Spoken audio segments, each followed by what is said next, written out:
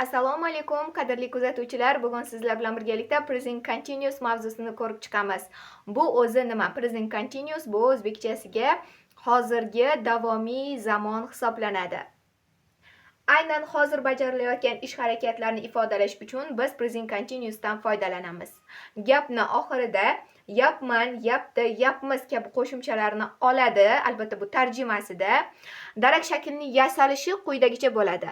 Birinchi ega keladi, subject keladi. Subject ni o'rniga siz qo'shishingiz mumkin I, he, she, it, we, you, they. Ular bilan birgalikda to be fe'li keladi.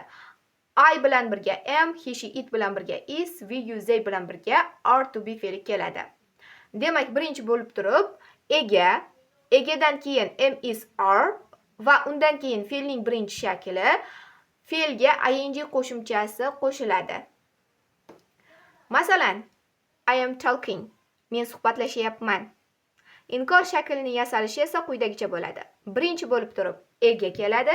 Egadan so'ng to be fe'li am, is, are. Am, is, are ga not qo'shimchasini qo'shib biz inkor shaklini yasaymiz. Not qo'shimchasidan keyin fe'l keladi va fe'lga ing qo'shimchasi qo'shiladi. Masalan, I am not playing. Men o'ynamayapman. So'roq shaklini yasalishi quyidagicha, e'tibor bering. To be fe'li egadan oldinga o'tadi. Ya'ni birinchi am, is, are keladi. Am, is, are dan keyin egadan so'ng fe'l va fe'lga ing qo'shimchasi qo'shiladi. Nuqtalar o'rniga siz to'ldiruvchilarni qo'shishingiz mumkin. Va eng oxirida so'roq shaklini qo'shishingiz shart. Masalan, is he playing? O'g'il bola o'ynayaptimi?